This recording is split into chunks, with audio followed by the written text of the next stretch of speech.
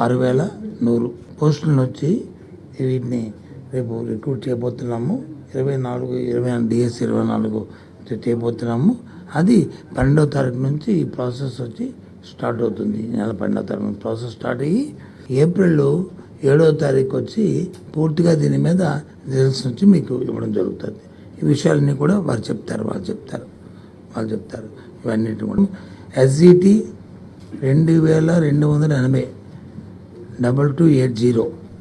SA school assistants 2299 2299. TGT 1264 1264.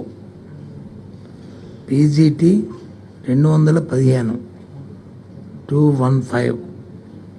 Principles 42 42. కలిపి total 6100. ఇది